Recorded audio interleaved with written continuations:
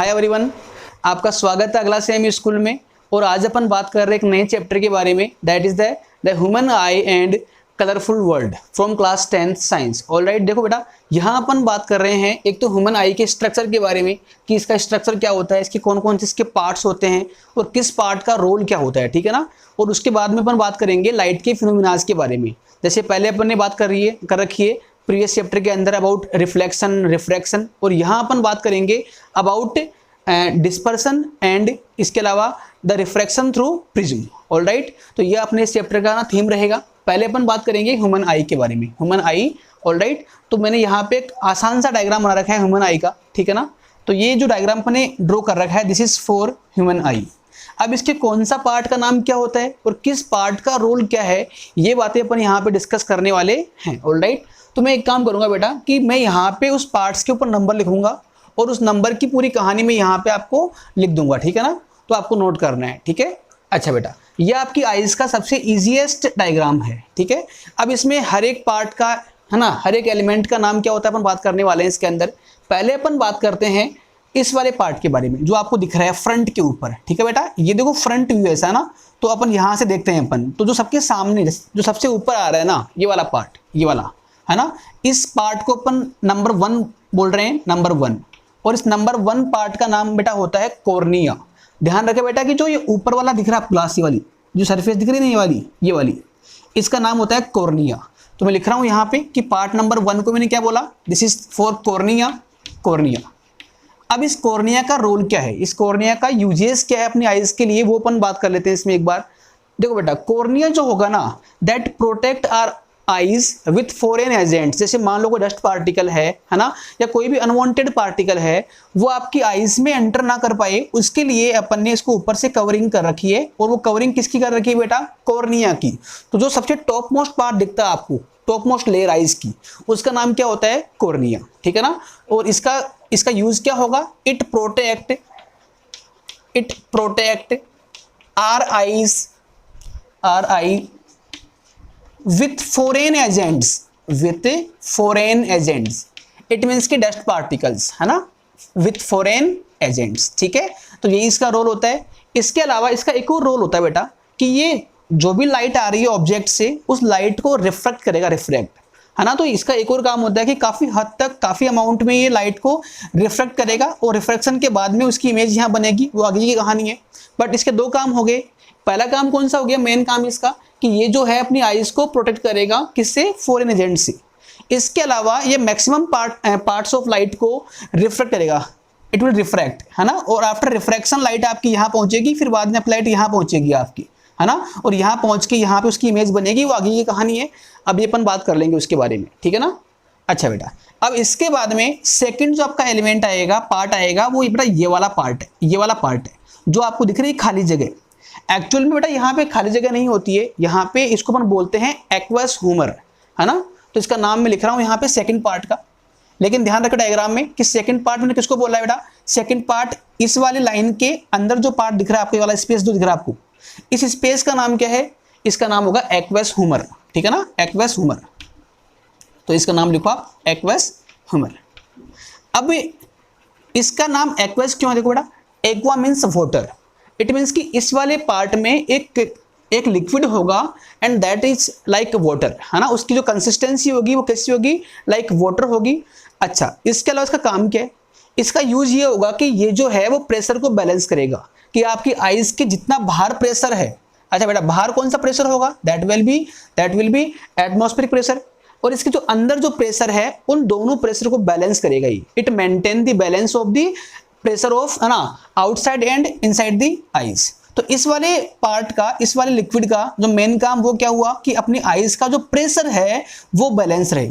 यदि आइज का pressure balance रहेगा तो आइज पे स्ट्रेन नहीं आएगा, क्योंकि यदि प्रेशर का डिफरेंस होगा, मान लो कि बाहर प्रेशर ज्यादा हो गया, अंदर जो प्रेशर मान लो कम हो गया, तो उस केस में आपकी आइज पे स्ट्रेस आएगा। तो उसको प्रिवेंट करने के लिए अपन क्या काम में लेंगे यहाँ पे, ये वाला पार्ट्स, ठीक है ना। तो इसमें लिखो बेटा, इट मेंटेन प्रेशर बैलेंस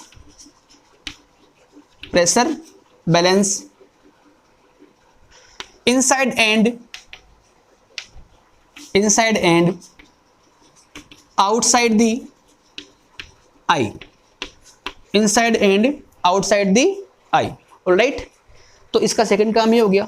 अच्छा बेटा थर्ड देखो, आप थर्ड बोलूंगा बेटा मैं इसको, जो आपको दिख रही है यहाँ पे ये वाली, एक पार्ट ये वाला आ गया और एक पार्ट ये वाला आ गया, ये एक ही एलिमेंट का नाम बेटा, एक ही एलिमेंट का नाम है। तो थर्ड में बोल रहा हूँ इस वाली मसल्स को बेटा, बेसिकली मसल्स होती है, ये क्या होगी, थर्ड पार्ट होगा। इसका नाम क्या होगा, इसका नाम होगा इरिस या आइरिस, जो भी आप बोलना चाहो, जैसे आप इसको प्रोनाउंस करते हो, है ना।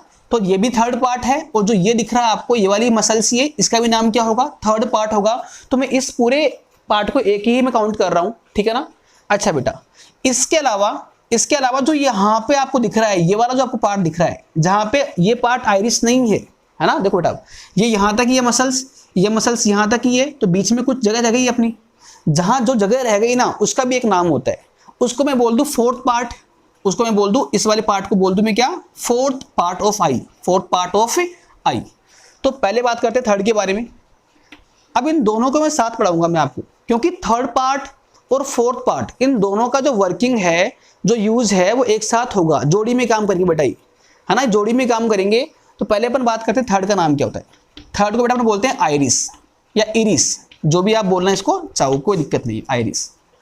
और जो फोर्थ पार्ट है, जहां पे आइरिस एब्सेंस है, जहां पे आइरिस नहीं है, उसका नाम होगा प्यूपिल, है ना, PUPIL, प्यूपिल, ठीक है ना। अभी बात करते हैं कि आइरिस और प्यूपिल कैसे वर्क करेंगे साथ में, है ना।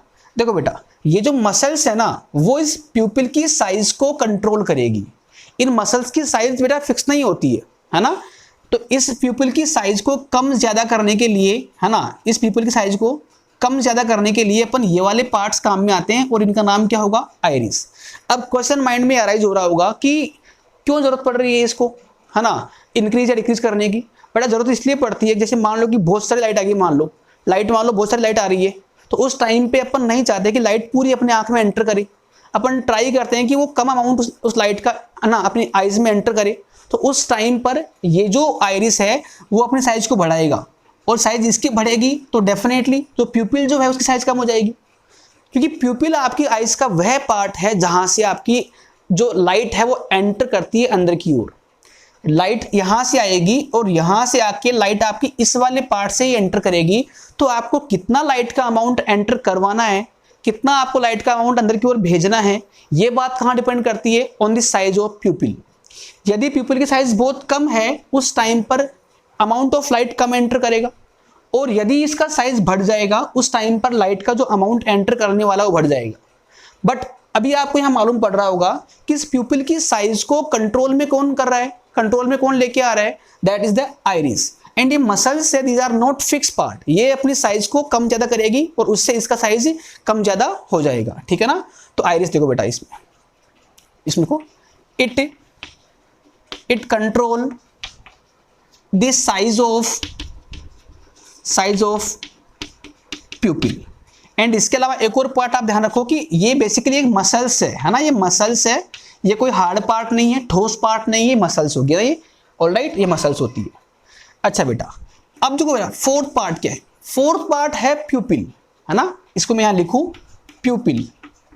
बेटा इसका मीनिंग ये होगा कि कितना अमाउंट ऑफ लाइट आपको अंदर की ओर भेजना है। इट मीन्स कि it regulate the amount of light, है ना। तो इसमें लिखो आप, it regulate amount of the light, amount of the light, ये हो गया इसका work, amount of the light. क्योंकि कई बार क्या होता है कि ज्यादा लाइट एंटर करने से आपकी आइज जो है वो डैमेज हो सकती है, तो अपनी आइज ऑटोमेटिकली, है ना, अपन उसको बोलते भी नहीं है, जस्ट सेंस करते ही वो इसकी साइज को कम कर लेगी, और कम साइज करते ही लाइट का जो अमाउंट है वो कम आपका एंटर करेगा, है ना। तो अपनी आंख जो है प्रिवेंट रहेगी इस चीज में ना, ऑलराइट। ये चार पार्ट हो गए। नेक्स्ट आगे मूव करें अपन, तो नेक्स्ट पार्ट का नाम बेटा ये वाला जो आपको दिख रहा है, ऐसा कुछ, है ना, ऐसा कुछ, है ना बेटा, ये है आपका लेंस। इसको बोलते हैं आई लेंस या crystalline lens, crystal line lens, है ना। And this is very very important part of our eye, है ना। सारा सबसे इंपॉर्टेंट पार्ट बेटा इसमें यही होता है। लेंस ही, है ना। यदि आपकी आंख किसी की प्रॉपर काम नहीं कर रही है तो भी कहाँ दिक्कत होगी, शायद उसका लेंस में दिक्कत होगी। तो लेंस जो है अपनी आइज का, that is a most important part. तो आप ध्यान रखिए बेटा, अपनी आइज के अंदर एक लेंस होता है ना। जो अपन बाहर से लेंस पहनते हैं, ग्लास पहनते हैं, वो एक अलग चीज है, वो तो अपन किसी, है ना, डिफेक्ट को ओवरकम करने के लिए पहनते हैं। बट आपकी आंख के अंदर इनबिल्ड एक और लेंस होता है, उसका नाम क्या होगा, क्रिस्टलाइन लेंस, है ना। अच्छा बेटा, इसका काम क्या होगा बेटा, इसका काम होगा, अब आई होप कि आपको याद होगा कि अपन इस चैप्टर की 10th क्लास की स्टार्टिंग का चैप्टर पढ़ा अपन ने, लाइट। वहां अपन ने पढ़ रखा है लेंस के बारे में। लेंस दो टाइप के होते हैं, एक कॉनकेव लेंस होता है, एक कॉन्वेक्स लेंस होता है। और लेंस में क्या होता है, रिफ्रैक्शन होता है, ये अपन ने बात कर रखी है। आई होप कि मिरर में क्या होता है बेटा, मिरर में होता है रिफ्लेक्शन, और लेंस में क्या होता है, लेंस में होता है रिफ्रैक्शन। और रिफ्रैक्शन होने के बाद में लाइट कहाँ पे मीट करेगी, लाइट रेज कहाँ मीट करेगी, वहीं पे उसकी क्या बनती है, इमेज बनती है। ये कुछ कहानी अपन ने पहले पढ़ रखी है प्रीवियस चैप्टर के अंदर, जो उसका नाम था लाइट। अब वो भी कुछ बातें आपको आनी चाहिए, है ना। पहले बोल दूं, मैं आपको रिकमेंड कर दूं कि इस चैप्टर को पढ़ने से पहले मैं आपको रिकमेंड करूंगा कि पहले जो अपना लाइट चैप्टर था, है ना, उस चैप्टर को आप पढ़ के आइए। वहां पे जो रिफ्लेक्शन है, जो रिफ्रैक्शन है, वो जो फिनोमिनाज है, वो पढ़ के आइए आप, वो अपने आगे इसमें काम में आने वाले हैं। वापस से अपने आधे टॉपिक पे ना, लेंस के बारे में। देखो बेटा, लेंस क्या करेगा, लेंस जो है वो बाहर की लाइट जो आ रही है इसके अंदर, उसको रिफ्रैक्ट करके, रिफ्रैक्शन नॉट रिफ्लेक्शन, क्योंकि लेंस में ओनली क्या होता है, रिफ्रैक्शन ही होता है। तो जो भी अमाउंट ऑफ लाइट बाहर से आ रहा है उसको रिफ्रैक्ट करके, उसकी एक इमेज बनाएगा, और इमेज को अपना माइंड क्या करेगा बेटा, सेंस कर लेगा, है ना। तो जैसे मान लो मैं इसको बुक को देख रहा हूं, तो एक्चुअल में हो क्या रहा है इस टाइम पर कि इस बुक से लाइट रेज आ रही है, लाइट रेज आई और मेरे लेंस पे गिरी, और लेंस से रिफ्रैक्ट होके कहाँ गई, वो इस वाले पार्ट पर बेटा, इसको बोलते हैं स्क्रीन, है ना। इसका नाम क्या है अभी अपन बाद में बात करेंगे। तो ये लाइट जो है यहाँ से रिफ्रैक्ट होके यहाँ गिरेगी, और यहाँ गिर के एक इमेज बनेगी। उस इमेज को आपका माइंड जो है वो सेंस करता है ना। आपका माइंड जो है वो इंटरप्रेट करेगा कि हाँ इसकी इमेज बन रही है यहाँ पर, ठीक है ना। तो ये लाइट का जो रिफ्रैक्शन हो पा रहा है, ये किससे हो रहा है बेटा, ये हो रहा है लेंस से हो रहा है। और आप देख के बता सकते हो उस चीज को कि लेंस किस टाइप का है। आई होप कि ये है अपना कॉन्वेक्स लेंस है ना, या इसको आप बोल दो कन्वर्जिंग लेंस। बात याद होगी आपको कि लेंस दो टाइप के हो सकते हैं, एक का नाम क्या, कॉन्वेक्स, और इसी का एक और नाम क्या होता है, कॉन्वेक्स का कन्वर्जिंग लेंस। एक कौन सा बेटा, कॉनकेव लेंस, उसका एक और नाम क्या होता है, डाइवर्जिंग लेंस। तो बस सीधी सी बात यह है कि it refract the light, it reflect the light and form an image on screen, image on screen। ठीक है बेटा, इतना ही काम का आपके लिए। ये अपना हो गया, 5th पार्ट हो गया, ऑलराइट। अच्छा, अब एक और अपना टॉपिक आएगा, इसमें पार्ट आएगा, that is the this one, 6th part. ये वाला, ये आपको तो दिख रहा होगा इसमें कि एक ऐसी मैंने यहाँ पे ये जो एक होल्डिंग कर रखी है ये वाला, और एक सेम टू सेम यहाँ पर एक ये वाला, इन दोनों का ही नाम क्या होता है, ये भी 6th पार्ट ही होगा बेटा। ये एक ही पार्ट है ना, कुछ ऊपर रहेगा कुछ नीचे रहेगा, है ना।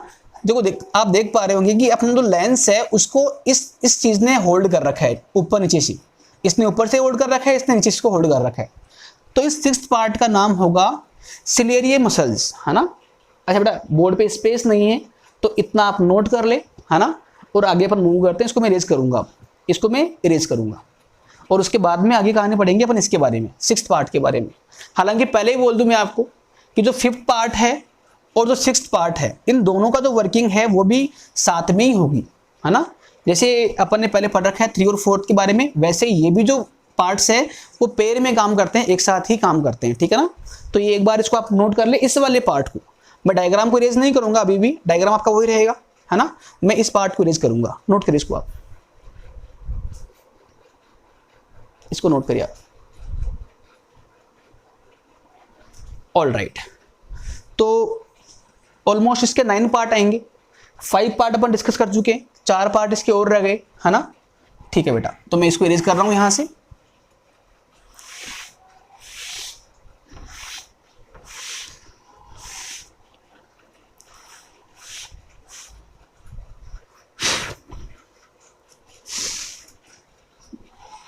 खराब है, ऑल राइट, ठीक है। देखो इसको एक बार, मैंने 5 पार्ट समझा दिया आपको, उनको मैंने इरेज भी कर दिया है। आई होप कि आपने नोट कर लिया होगा। आगे मूव कर रहे हैं अपन 6th पार्ट के बारे में। तो पहले इसका अपन नाम लिखते हैं कि इसका नाम क्या होता है 6th पार्ट का। This is known as ciliary या ciliary muscles. Ciliary muscles spelling एक बार आप चेक कर लेना, मे बी कि कुछ करेक्शन यहाँ पे हुए। आई थिंक यहाँ पे डबल एल आएगा, है ना। सिलेरी मसल्स, ठीक है ना।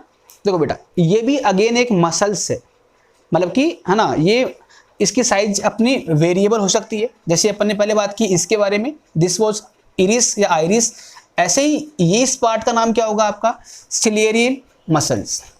अब बात करते हैं इसके वर्किंग के बारे में, इसकी वर्किंग के बारे में। देखो बेटा, इसकी वर्किंग ये होती है कि ये जो मसल्स है वो इस लेंस की साइज को बार बार चेंज कर सकती है। ये जो लेंस आपको दिख रहा है अपनी आइज के अंदर, तो लेंस होता है उसका साइज जो है वो अपने हिसाब से एडजस्ट होता है ना। तो इस लेंस को अपन ये नहीं बोलेंगे, इसकी जो फोकल लेंथ है, इसकी जो फोकल लेंथ है बेटा वो फिक्स नहीं होती है। इसकी साइज ऊपर नीचे करने से, कम ज़्यादा करने से, है ना, इसका जो फोकल लेंथ है वो अपना इंक्रीज हो सकता है या डिक्रीज भी हो सकता है। बट क्वेश्चन ये है कि इस लेंस की साइज को कम ज़्यादा कौन कर रहा है, that is the 6th part and known as ciliary muscles. तो इसमें लिखो बेटा आप कि it adjust the size of lens, कि ये लेंस जो है वो थिक हो सकता है या थिन भी हो सकता है। जैसे मान लो एक काम करिए अपन कि मान लो कि इन मसल्स ने इस लेंस को टाइटली पकड़ रखा होगा, तो ये लेंस आपका पतला हो जाएगा। और लेंस यदि पतला हो गया, देखना बेटा एक बार, एक लेंस ये मान लिया अपन ने और एक लेंस अपन ने ये वाला मान लिया, इन दोनों लेंस में फर्क क्या है बेटा, है ना। देखो ये पतला लेंस है, तो पतले लेंस की जो फोकल लेंथ है वो हमेशा ज़्यादा होती है। ये पॉइंट ध्यान रखियो कि पतले लेंस की जो फोकल लेंथ वो क्या होगी, हमेशा ज़्यादा होगी। और मोटे लेंस की फोकल लेंथ क्या होगी, कम होगी, थिक लेंस की, है ना। अच्छा, जैसे मान लो कि अपन समझने की कोशिश करें इस चीज़ को, तो आप एक काम करो कि आप इसका एक कर्वेचर ड्रॉ करो, कर्वेचर। तो इसका जो कर्वेचर बेटा बहुत बड़ा आएगा और उसका सेंटर कहीं बीच में यहाँ पर आएगा, तो फोकल लेंथ बढ़ जाएगी इसकी। मैं इसकी बात करूँ तो इसका जो कर्वेचर बेटा कम आएगा, देखो। तो मोटे लेंस का जो कर्वेचर है वो कम होगा, और कर्वेचर कम होगा तो फोकल लेंथ भी क्या होगी उसकी, कम हो जाएगी। तो ये पॉइंट आप माइंड में नोट करें। ये पॉइंट और भी अपने अभी काम में आएगा कि एक जो पतला लेंस है उसकी फोकल लेंथ क्या होगी, हमेशा ज़्यादा होगी कंपैरेटिवली एक मोटे लेंस की, है ना। यह आप पॉइंट नोट करें एक बार के लिए। और अब ध्यान दो कि कैसे फोकल लेंथ को वेरी करेगी ये मसल्स, कि यदि ये मसल्स इस लेंस को फ्री छोड़ दे, इनका जो होल्डिंग है वो लूज कर दे, तो उस केस में लेंस ऐसे आके ऐसे हो जाएगा बेटा, छोड़ते ही। तो साइज कम हो गई, है ना। बट देखो बेटा, साइज तो कम हो जाएगी बट आपका लेंस जो है फैल जाएगा, और फैलने का मतलब क्या है कि मोटा हो जाएगा। और लेंस मोटा हो गया, है ना, लेंस आपका थिक हो गया, तो इसका मतलब क्या है कि उसका फोकल लेंथ अपना कम हो गया। और यदि इन मसल्स ने इसको टाइटली होल्ड कर रखा है, ऐसे खींच रखा है, तो उस टाइम पे इस लेंस को अपन क्या बोलेंगे, पतला लेंस बोलेंगे। और पतले लेंस की फोकल लेंथ क्या होती है, ज़्यादा होती है। तो जो आपका लेंस है उस लेंस का जो फोकल लेंथ है वो according to situations, according to conditions, है ना, बार बार क्या होता है, वेरी होता है। जैसे मान लो कोई पास का ऑब्जेक्ट है मुझे उसको देखना है, और मान लो एक दूर का ऑब्जेक्ट है मुझे उसको देखना है, तो इन दोनों केसेस में मेरी फोकल लेंथ जो है ना वो डिफरेंट हो गई है अपने आप ही, है ना। ये बेटा खास बात है अपने लेंस की, है ना। ये ओनली अपने को ही मिला हुआ है, गॉड गिफ्ट है कि अपना जो लेंस है आइज का, वो उसकी जो फोकल लेंथ है उसकी साइज जो है वो ऊपर नीचे हो सकती है। बाकी जो अपन लेंस लेके आते हैं मार्केट से, आर्टिफिशियल लेंस जो अपन ग्लास पहनते हैं, लेंस पहनते हैं, उनकी फोकल लेंथ कभी भी चेंज नहीं होती है, जो भी है फिक्स है। बट जो अपने आइज के अंदर जो लगा हुआ है लेंस, उसकी फोकल लेंथ क्या होगी, अपनी वेरिएबल होगी, ठीक है ना। All right. और वेरिएबल क्यों कर रहे हैं अपन फोकल लेंथ को, क्योंकि अपने को मालूम है बेटा कि मुझे एक पास की जो ऑब्जेक्ट है उसको भी देखना है, और एक जो दूर ऑब्जेक्ट है उसको मुझे देखना है। तो दोनों को देखूंगा, तो दोनों चीज़ों को कन्वर्ट करने के लिए इस लेंस की जो फोकल लेंथ है उसको वेरिएबल होना ही पड़ेगा। अभी अपन आगे बात करेंगे एक टॉपिक के बारे में, उसका नाम है पावर ऑफ अकोमोडेशन। वहां पर आपको और मालूम पड़ जाएगा कि इस लेंस की फोकल लेंथ के इंक्रीज या डिक्रीज होने से क्या फायदे अपने को होते हैं, ठीक है ना। अभी आप ध्यान रखो कि इस फोकल लेंथ को एडजस्ट कौन करता है, सिलेरियल मसल्स। ऑलराइट, इसके बाद में अपन बात करते हैं इस 7th पार्ट के बारे में, जो दिख रहा है आपको स्पेस बीच में ये वाला पूरा खाली। बेटा ये खाली पार्ट नहीं होता है, इसका जो डेंसिटी है, जो कंसिस्टेंसी है, that is type of honey. Honey देखा आपने, शहद है ना, तो उस टाइप की यहाँ पे कंसिस्टेंसी होती है, मतलब कि यहाँ पे एक लिक्विड होगा इसके अंदर, इस पूरे पार्ट में लिक्विड होगा। उस लिक्विड का टाइप अपन क्या मान सकते हैं, लाइक हनी। उसका जो डेंसिटी है, जो कंसिस्टेंसी है, वो किस टाइप की होती है, हनी टाइप की होती है ना। अच्छा बेटा, तो इस 7th पार्ट को अपन बोलेंगे विट्रस ह्यूमर या ह्यूमर, विट्रस ह्यूमर। एंड इसका काम क्या बेटा, इसका काम है कि आई की शेप को मेंटेन रखना। जैसे मान लो कि एक कंटेनर है, उस कंटेनर में मान लो मैंने पानी भर दिया, तो जो पानी भर रखा है अपन ने उसके अंदर, उस वाटर ने उस कंटेनर की पूरी वॉल के ऊपर, पूरी बाउंड्री के ऊपर एक प्रेशर लगा रखा है और उसकी वजह से वो मेंटेन हो रखी है। वैसे कुछ काम यहाँ पर भी होता है कि ये एक मान लो पूरा कंटेनर है और उसमें अपन ने एक ये लिक्विड डाल रखा है। इस लिक्विड का टाइप क्या होगा, है ना, वो अपन ने बात कर ली। इसका काम क्या होगा, इसका काम ये है कि ये जो है वो चारों ओर प्रेशर लगाएगा, यहाँ पर भी, यहाँ पर भी, यहाँ पर भी। और प्रेशर लगने से इस आई का जो शेप है वो कैसा मेंटेन रहेगा, दैट विल बी स्पेरिकल। तो कुल मिला के मालूम पड़ रहा है कि आई का जो शेप स्पेरिकल है ना, वो मेंटेन क्यों हो पा रहा है, because of this 7th part. And इसका नाम क्या होता है, विट्रस ह्यूमर। तो बेटा देख लो आप इसमें कि इट मेंटेन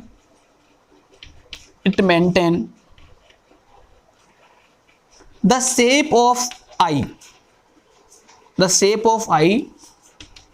as spherical, क्योंकि चारों ओर बेटा ये प्रेशर लगाएगा और प्रेशर के लगने से आपका जो आईज का शेप है वो मेंटेन रहेगा, है ना। एंड इसके बाद में नेक्स्ट अपन बात करेंगे इस वाले पार्ट के बारे में। बेटा इस वाले पार्ट के बारे में दिख रहा है आपको, ये वाला पूरा बाउंड्री, ये वाला एक लाइन से दिख रही होगी आपको, डार्क पार्ट ये वाला, है ना, ये वाला पूरा, इसको मैं बोल रहा हूँ नंबर 8। एंड इस 8 पार्ट का नाम होगा आपका रेटिना। आई थिंक कि आप इससे फैमिलियर होंगे पहले से भी। रेटिना मतलब कि ये एक बड़ा स्क्रीन होती है, एक स्क्रीन होगी और स्क्रीन पे क्या होगा, इमेज बनेगी। जो भी अपन देख रहे हैं, जैसे मान लो ये बुक यहाँ रखी हुई है, अब इसको मेरा माइंड पढ़ पा रहा है, बुक को मेरे माइंड को मालूम है, वो इंटरप्रेट कर पा रहा है कि यहाँ पे बुक रखी हुई है, क्योंकि इसकी इमेज कहाँ बन रही है, मेरे माइंड में बन रही है। अब इमेज बनाने के लिए वी नीड अ स्क्रीन, और उस स्क्रीन का काम कौन कर रहा है बेटा, अपने ये पार्ट नंबर 8, और उसको अपन क्या बोलते हैं, रेटिना। तो इसमें लिखो आप, it is a photo receptive screen,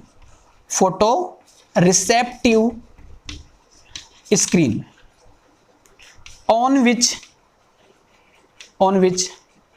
image is formed, and इस रेटिना का जो कनेक्शन है वो अपने ब्रेन से होता है बेटा। ये जो रेटिना का कनेक्शन है ब्रेन से होगा, तो ब्रेन आपका जो है वो देख लेगा कि क्या चीज अपन देख पा रहे हैं उस टाइम पे ना। तो इसमें लिख लो आपकी, it is a photo receptive screen on which, जिसके ऊपर इमेज इज फॉर्म्ड, ठीक है ना। दिस इज द, है ना, वर्क ऑफ रेटिना। एंड एक लास्ट पार्ट अपन पढ़ रहे हैं आईज के बारे में, that is the optical nerve. बेटा ये वाला पार्ट, ये जो कनेक्शन जो रहा है ना, जो वायरिंग हो रखी है, ये वायर से मान लो आप, वायर मान लो इनको आप, तो ये जो पूरे नर्व सिस्टम है ना, ये जो नर्व है, इस पूरे बीम का नाम क्या होगा, इसको अपन बोलते हैं ऑप्टिकल नर्व। और ये बेटा वह चीज है जिसने आपके ब्रेन को रेटिना से जोड़ रखा है। रेटिना आपका यहाँ पर है, ब्रेन के यहाँ आपका ऊपर होगा, है ना। अब उस ब्रेन को रेटिना से, है ना, तो जोड़ने का जो काम है वो कौन कर रहा है, ये वाला पूरा कनेक्शन कर रहा है ना। इसको अपन बोलते हैं ऑप्टिकल नर्व। इसके अलावा इसका एक और काम है कि ये जो है वो आपके ऑप्टिकल सिग्नल को, क्योंकि आपने जो सेंस किया यहाँ तक, यहाँ जो सेंस कर रहे हो बेटा क्या है, आपकी लाइट है, कि लाइट ही यहाँ से आपकी यहाँ पर आई है, उस लाइट को मैं क्या बोल सकता हूँ, ऑप्टिकल सिग्नल। तो इस ऑप्टिकल नर्व का एक और काम ये होता है कि ये आपके ऑप्टिकल सिग्नल को इलेक्ट्रिकल सिग्नल में कन्वर्ट करेगी, है ना। ध्यान रखें बेटा आप, ये काफी इंटरेस्टिंग पार्ट है कि आपकी जो ऑप्टिकल नर्व है वो ऑप्टिकल सिग्नल को इलेक्ट्रिकल सिग्नल्स में कन्वर्ट करेगी, और आपके जो इलेक्ट्रिकल सिग्नल्स है वो यहाँ से यहाँ ट्रांसमिट होंगे कहाँ तक, ब्रेन तक, और ब्रेन में पहुंचने से पहले एक और काम होगा कि वापस से आपका जो इलेक्ट्रिकल सिग्नल था that will be converted into optical signal और अपन उसको सेंस कर पाएंगे, है ना। तो आप इसमें देख लो कि it convert optical signal into electrical signal. Alright, तो ये सारे जो अपने 9 पार्ट्स है अपन ने डिस्कस कर लिए बेटा, है ना। And this all are very important. मैंने ट्राई किया समझाने को आपको, है ना। आपको डायग्राम ऐसा ही आपको बनाना है डायग्राम, ठीक है ना। और इसमें हर एक पार्ट का नाम क्या होता है, उसका जो रोल है वो क्या होता है, किस काम वो क्या काम कर रहा है वो आपको समझना है, ठीक है ना। And these are very important parts, ठीक है ना। And this is complete structure of human eyes. हालांकि बाकी एनिमल्स की जो आईज है उनकी कहानी कुछ अलग हो सकती है, हालांकि ऑलमोस्ट सेम होएगी, बट कुछ पार्ट्स अपने अलग हो सकते हैं। जो अपन यहाँ बात कर रहे हैं ना, this is only for human eyes, ठीक है ना। ये आप नोट करें। और आगे अपन बात करेंगे एक और टर्म के बारे में, that is known as power of accommodation, है ना। वो इस लेंस के रिगार्डिंग टर्म रहेगी, वो अपन समझने की कोशिश करेंगे। ये आप नोट कर ले। और मैं इसको ना इरेज करूंगा इसको, ठीक है। नोट करो इसको आप।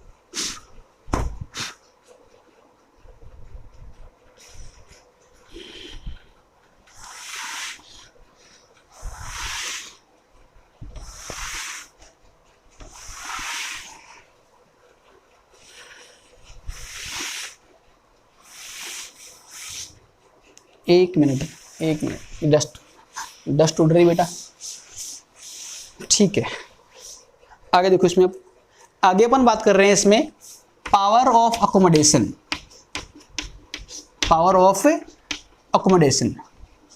है ना।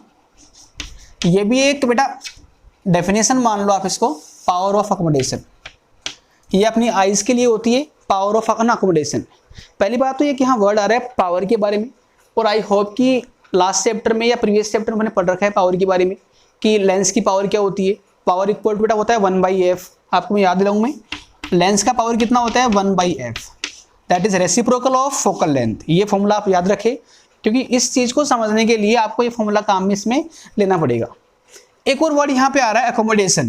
बेटा इसका मतलब होता है एडजस्टमेंट, एडजस्ट करना, मतलब कि लेंस की पावर को एडजस्ट करना, लेंस की पावर को एडजस्ट करने की काबिलियत या एबिलिटी, उसको अपन क्या बोलेंगे, पावर ऑफ अकोमोडेशन। उसमें लिखो आप the ability to adjust the power of lens. अब बेटा यदि पावर को आप एडजस्ट कर रहे हो तो पावर आपकी बाद में एडजस्ट होगी, पहले कौन एडजस्ट होगा, फोकल लेंथ, क्योंकि पावर और जो फोकल लेंथ है बोथ आर रिलेटेड। तो पावर को एडजस्ट करने के लिए you have to change the focal length. तो मैं भले ही आप बीच में आप यहाँ बोल दो ब्रैकेट में फोकल लेंथ, एक ही बात है ना, the ability to adjust the power of lens या focal length of lens is called power of accommodation. Alright, ये आप नोट कर ले। अभी अपन बात करेंगे इसमें कि क्यों अपन पावर को एडजस्ट कर रहे हैं, क्यों अपन है ना ये काम करने जा रहे हैं, ठीक है ना। ऑलराइट, जैसे मैं एक काम करूं कि एक डायग्राम बनाऊं यहाँ पे आइज का। अब जो डायग्राम बना रहा हूँ ना बेटा रफ डायग्राम है, समझने के लिए only, this is not exact diagram. अपन ने बात कर रखी है कि यहाँ पे अपने पास में एक लेंस भी होगा। थोड़ा और देखिए अपन इसको ना, कि यहाँ पे तो ये होगी मसल्स होगी, सिलरी मसल्स है ना, और यहाँ पे एक लेंस होगा, यहाँ पर एक लेंस होगा, और इसका नाम क्या होगा, रेटिना, है ना। और देखो बेटा, जैसे मान लो कि आपने को पता है कि इमेज को कहाँ बनना है बेटा, इमेज आपकी यहाँ पर बनेगी। इमेज कहाँ बनती है हमेशा, ऑन दी रेटिना। तो एक बार बताओ मुझे आप कि इसमें जो इमेज का पोजीशन है वो तो फिक्स है ना, v, आपको याद होगा ना साइन कन्वेंशन या सिंबॉलिक कन्वेंशन की UVF। यू क्या होता था, यू अपन बोलते हैं द लेंथ ऑफ या डिस्टेंस ऑफ ऑब्जेक्ट, v क्या होता है distance of image, and f क्या होता है फोकल लेंथ। आपको याद होगा 1/v minus 1/u equal to होता है 1/f। ये होता है लेंस फॉर्मूला। इसमें u और v और f का मतलब क्या है, u आपका डिस्टेंस ऑफ ऑब्जेक्ट है from optical centre, from the optical centre. v यहाँ पर क्या है, v यहाँ पर है distance of image from the optical centre and f is the focal length of lens. अब बात कर रहा हूँ कि मैं क्यों एडजस्ट कर रहा हूँ, मेरे माइंड में क्वेश्चन ये आ रहा है कि अपन क्यों करना चाह रहे हैं एडजस्ट लेंस की पावर को। जो पावर एक बार फिक्स कर दी वही रहने दो ना, बार बार चेंज क्यों कर रहे हैं अपन, वो देखो आप एक बार कि ये अपन ने लेंस मान लिया और लेंस यहाँ पर है, इमेज को यहाँ बनना है और एक हेल्दी ह्यूमन आई के लिए है ना इमेज यहाँ बनेगी हमेशा।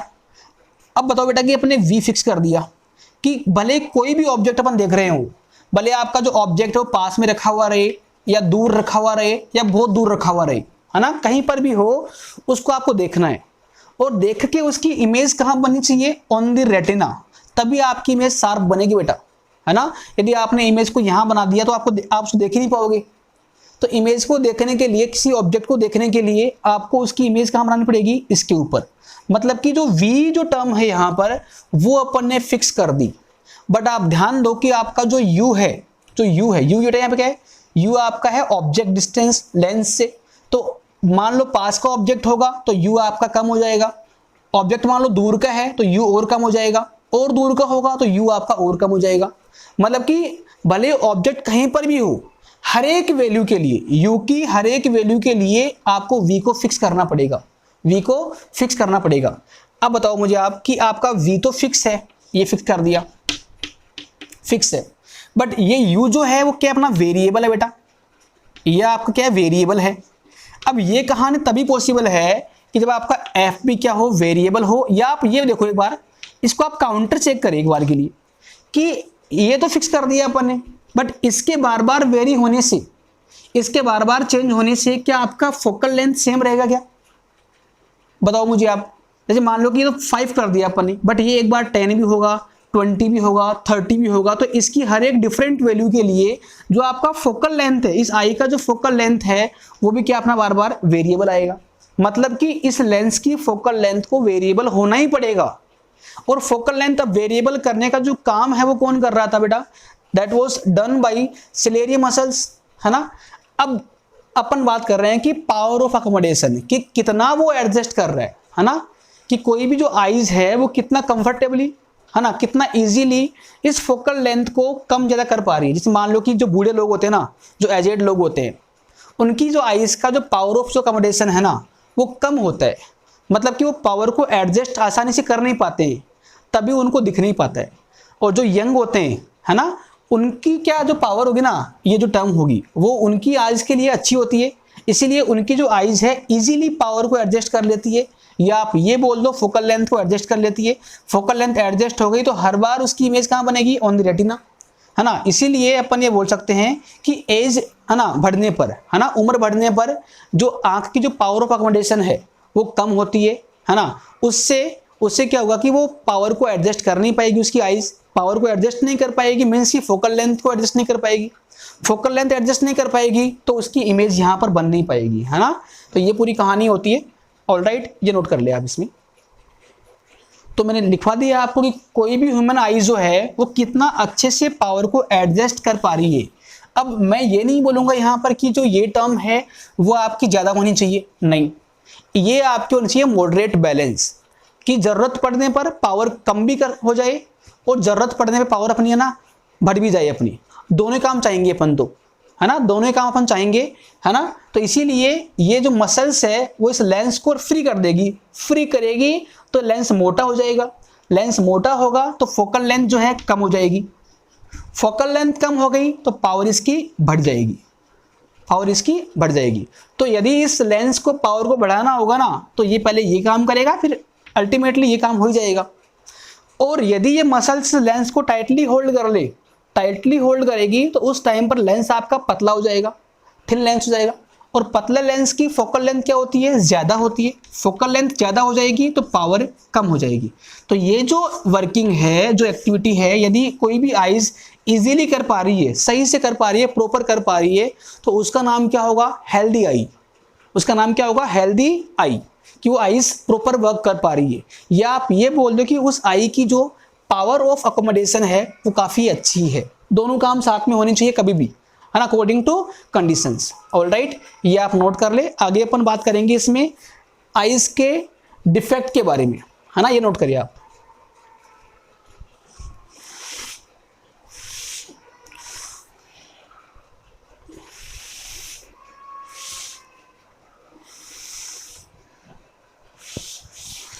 देखो बेटा, defect of eye and a correction, defect of eye and their correction, defect कि अपनी आईज के अंदर कौन कौन से डिफेक्ट हो सकते हैं। क्योंकि आपने देखा होगा कि जब अपनी आईज में दिक्कत होती है ना, तो अपन लेंस पहनते हैं, अपन ग्लास पहनते हैं, तो है ना, ये जो डिफेक्ट है, जो बीमारी जो है, डिजीज जो है, 3 टाइप की हो सकती है।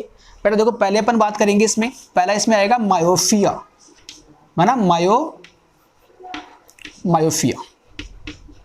इसके बाद में अपन बात करेंगे हाइपरमेट्रोफिया,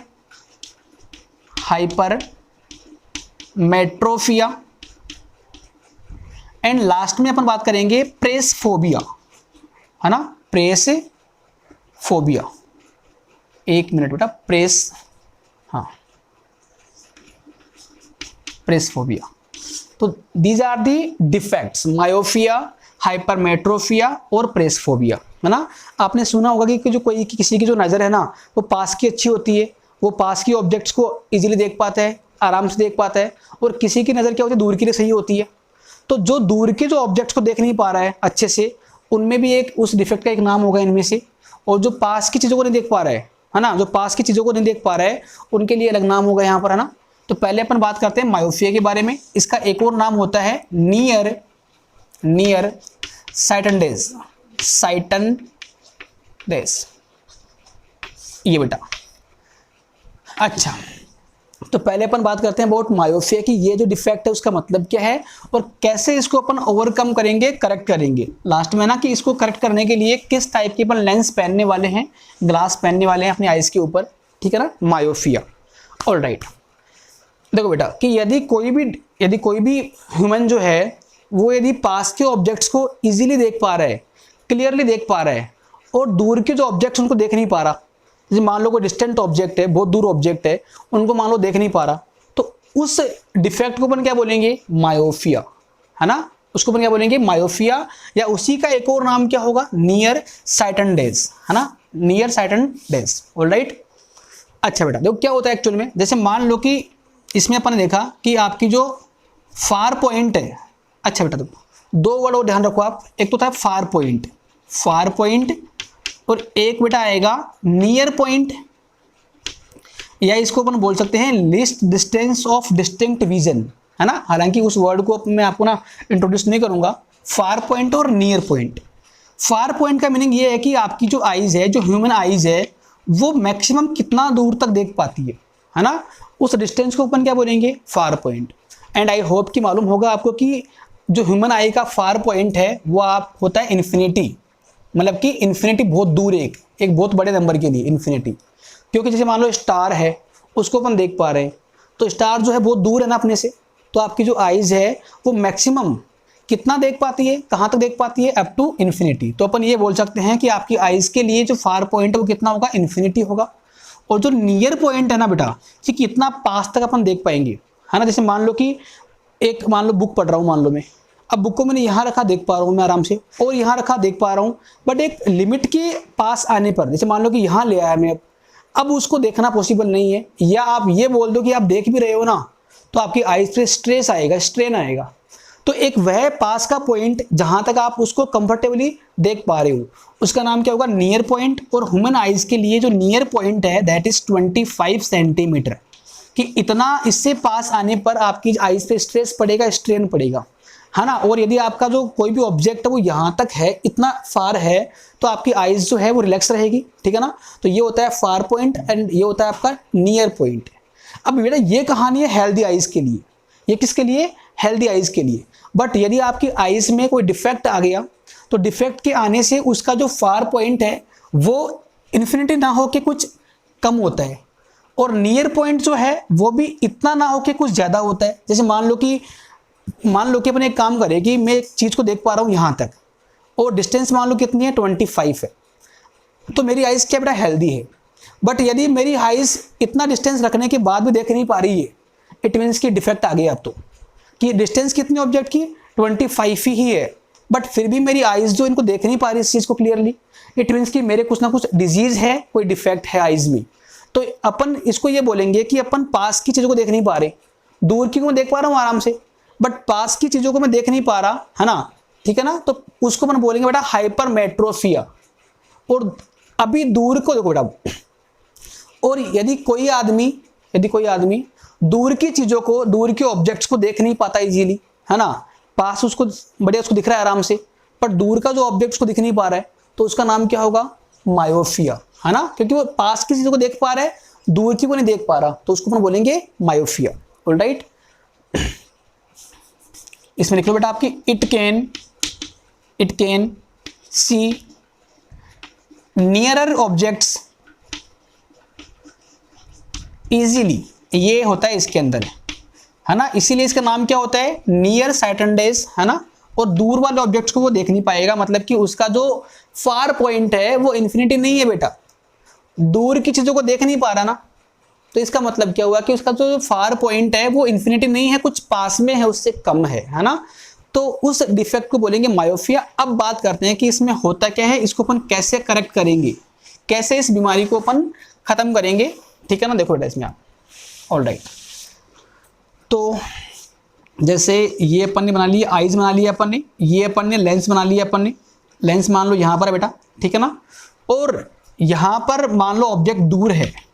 अब बेटा ऑब्जेक्ट दूर होगा तो आप याद करो, आपको याद होगा कि बहुत दूर से जो रेज आएगी, लाइट रेज आएगी, this will be always parallel, है ना। तो ऐसा होता है कि बेटा कि ये रेज मान लो पैरेलल है, ये मान लो रेज पैरेलल आ रही है, क्योंकि पास से कोई दिक्कत नहीं है उसको, जिसको ये डिफेक्ट हो रखा है उसको पास की चीज़ों से कोई दिक्कत ही नहीं है, दिक्कत कहाँ से, दूर से है।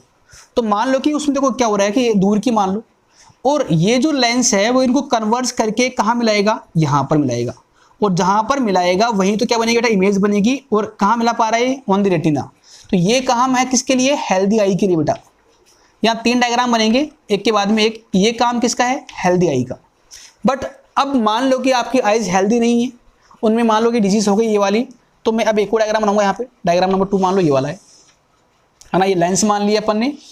और देखो बेटा अब मान लो कि बात कर रहा हूँ कि किसी आदमी को मान लो मायोफिया हो गया, तो मायोफिया होगा ना, तो क्या होगा बेटा इसमें कि अब ये, एक मिनट ना, ये जो है वो इसको कन्वर्ज करेगा, है ना, और वो कन्वर्ज कहीं इनको पास में ही कर देगा, इनको कहीं पास में ही कन्वर्ज कर देगा, यहाँ पर ध्यान रखो बेटा इनको आप यहाँ पर, है ना, क्योंकि देखो बेटा इसमें इसको यहाँ पास में कन्वर्ट किया तो इसकी इमेज कहाँ बन गई, यहाँ बन गई, और इमेज जो है आपकी वो यहाँ बननी चाहिए थी, कहाँ पर, ऑन द रेटिना, तभी उसको अपन पढ़ पाएंगे। तो इस लेंस में दिक्कत क्या हुई बेटा कि इस लेंस ने इमेज को कहीं पहले बना दिया। एंड ये बताओ कौन सा पार्ट है, ये आपका पार्ट है ना, विट्रस ह्यूमर। अब इस इमेज को ये माइंड आपका सेंस ही नहीं कर पाएगा, इसीलिए इसका नाम क्या होगा, मायोफिया होगा, है ना। और इस डिजीज को ओवरकम करने के लिए, अच्छा बेटा इसमें अपन ये बोल सकते हैं कि इसका जो फोकल लेंथ है वो कम हो गया, आपका लेंस जो है वो मोटा हो गया, लेंस फोकल लेंथ कम हो गई। फोकल लेंथ कम होने से इसने इमेज को यहाँ फॉर्म कर दिया, बिकॉज फोकस पॉइंट पर ही आपकी रेज मिलती है आफ्टर रिफ्रैक्शन। तो यदि आपकी रेज यहाँ मिल रही है तो फोकल लेंथ इसकी इतनी हो गई, और इसकी कितनी थी, हेल्दी आई की इतनी थी, तो फोकल लेंथ कम हो गई, है ना। फोकल लेंथ कम हो गई तो पावर बढ़ गई, है ना, पावर बढ़ गई तो पावर को आपको कम करना पड़ेगा। तो इसीलिए अपन कम पावर करने के लिए लेंस पहनते हैं, बाहर से ग्लास पहनते हैं अपन। इसमें क्या हुआ कि इसकी इमेज यहाँ बन रही है बेटा, ये है मायोफिक आइज, ये जिसको मायोफिया हो रखा है ना, मायोफिया, उसकी कहानी बेटा, ये वाली मायोफिया उसकी कहानी है ना। और इसमें अब अपन चाह रहे हैं कि यार इसकी इमेज यहाँ बनेगी तो ही सही रहेगा काम। तो अब इस इमेज को वापस से यहाँ फॉर्म करने के लिए क्या करेक्शन अपन करने वाले हैं, यहाँ जो करेक्शन होगा बेटा ये होगा कि आपको एक यहाँ पे चश्मा पहनना पड़ेगा, और जो चश्मा अपन पहनेंगे ना उसमें कौन सा लेंस काम में लेंगे, तो इसका बेटा आंसर रहेगा कि अपन यहाँ पे कॉनकेव लेंस काम में लेंगे। तो मैं एक और काम करूँ, यहाँ पर एक और मैंने आइज बना दी, यहाँ पर ये लेंस बना दिया मैंने यहाँ पर, और यहाँ पर मैंने लगा दिया एक कॉनकेव लेंस। इसका नाम क्या है, कॉनकेव लेंस है। अब ये जो लेंस है, ये ग्लास जो अपने पहन रखा है, देखो इसका काम ये होगा कि ये रेज जो आ रही थी पैरेलल में, उनको डाइवर्स करेगा और थोड़ा डाइवर्स करेगा, क्योंकि इसका नाम ही क्या होता है, डाइवर्जिंग लेंस, और डाइवर्स करेगा। और अब जो है ये लेंस कंपनसेट करके इस रेज को यहां पर बुलाएगा और इसकी इमेज यहां बनेगी। आप ध्यान दो बेटा कि पैरेलल रेज को वो यहां मिला रहा था, ये लेंस कौन सा लेंस बेटा, आई वाला लेंस ना, आई लेंस। तो डाइवर्जिंग लेंस रेज को वो कुछ दूर मिलाएगा और आपका जो दूर पॉइंट है वो कहां पहुंच जाएगा, ऑन द रेटिना। और अपन चाहते भी यही है कि आपकी जो रेज है वो कहां मिले, ऑन द स्क्रीन, तभी उसको अपन सेंस कर पाएंगे। तो यहाँ पे इस वाले डिजीज को, इस डिफेक्ट को करेक्ट करने के लिए, ओवरकम करने के लिए आपको कॉनकेव लेंस टाइप का जो ग्लास है वो पहनना पड़ेगा, है ना। और उससे ये आपकी जो प्रॉब्लम है वो सॉर्ट हो जाएगी, ठीक है ना। तो ये इसमें कहानी होती है, ये आप नोट कर ले, है ना। डायग्राम 3 यहाँ पे अपन ड्रॉ किया है। डायग्राम नंबर 1 तो है हेल्दी आई के लिए, डायग्राम नंबर 2 है जिसको मायोपिक हो रखा है उसके लिए, और थर्ड वाला है करेक्शन के लिए। किसके लिए, करेक्शन के लिए। क्योंकि बेटा ध्यान दो आप कि इस लेंस ने इनको जल्दी कन्वर्ज कर दिया, मतलब कि पावर ज़्यादा हो गई, है ना। यदि कोई भी लेंस जल्दी से कन्वर्ज कर रहा है तो पावर ज़्यादा हो गई, और अपन चाहते हैं कि ये इतना जल्दी इसको कन्वर्ज नहीं करे, क्योंकि इसको यदि यहीं कन्वर्ज कर देगा ना तो इमेज नहीं बन पाएगी। तो अब इसकी पावर बढ़ चुकी है परमानेंटली। अब परमानेंट बढ़ी हुई पावर को कम करने के लिए आपको एक डिफरेंट नेचर का लेंस यहाँ लगाना पड़ेगा। उसका नाम क्या होगा, कॉनकेव लेंस, क्योंकि ये कॉन्वेक्स टाइप का होता है, ये कॉनकेव है। अब डिफरेंट टाइप का यहाँ लेंस आएगा, तो अब ये क्या करेगा कि इसको पहले डाइवर्ज कर देगा। अब डाइवर्ज करेगा तो ये लेंस अब कहीं ना कहीं इनको यहाँ पे कन्वर्ज करेगा फोकस के ऊपर, रेटिना के ऊपर, ठीक है ना। ये आप नोट कर ले। और अब इसका जो उल्टा डिफेक्ट है वो अपन पढ़ेंगे हाइपरमेट्रोपिया। हाइपरमेट्रोपिया जल्दी से, है ना, हाइपरमेट्रोपिया।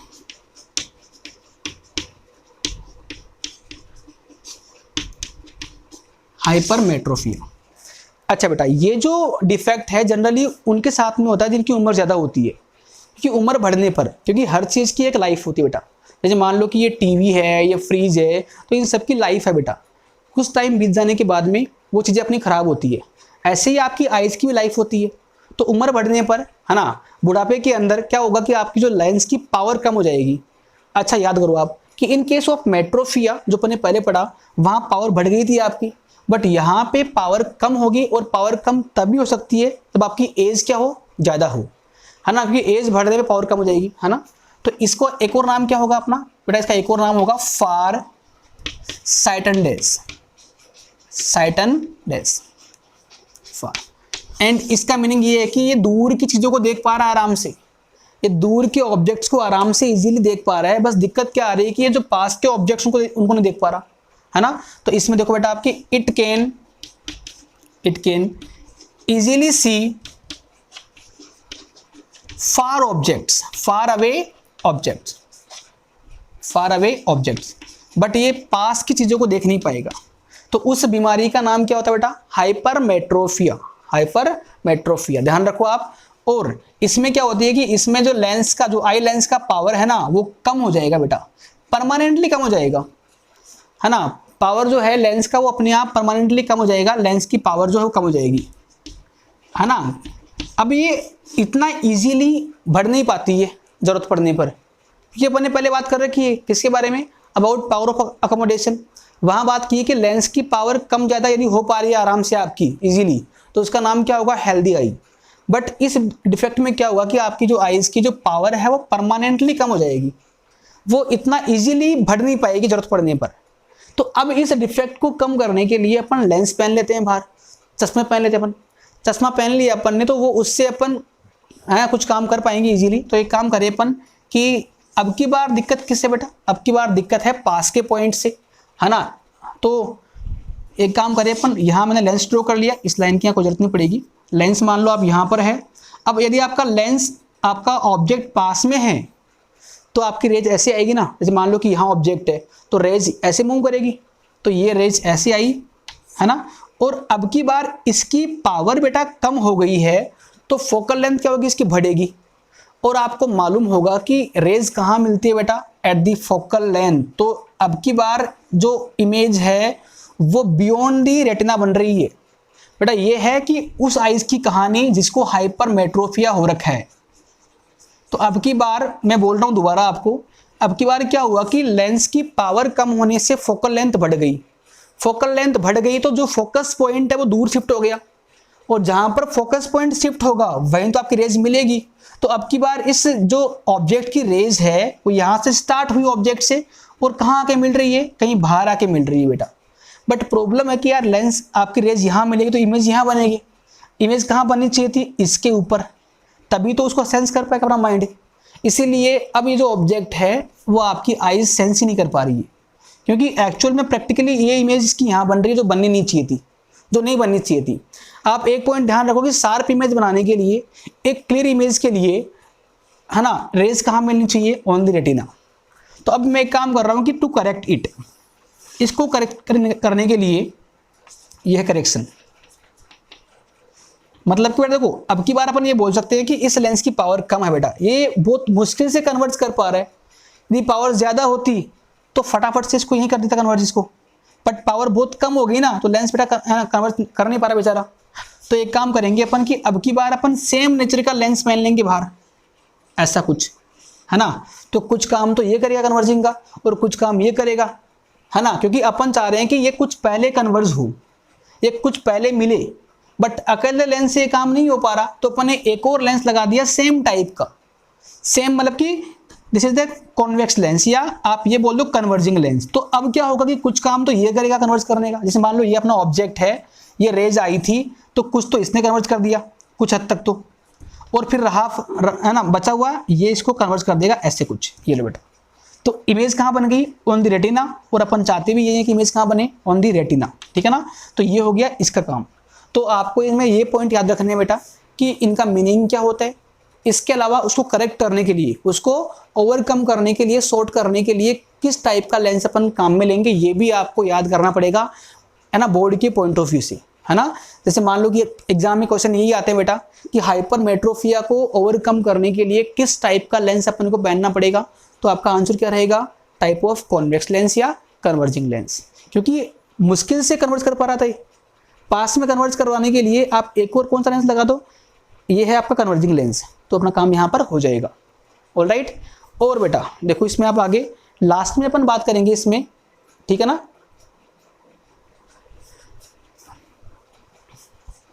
एक लास्ट जो अपना डिफेक्ट आ गया प्रेस बायोफिया, प्रेस बायोफिया। देखो बेटा ये लास्ट टाइप का डिफेक्ट है प्रेस बायोफिया, प्रेस बायोफिया।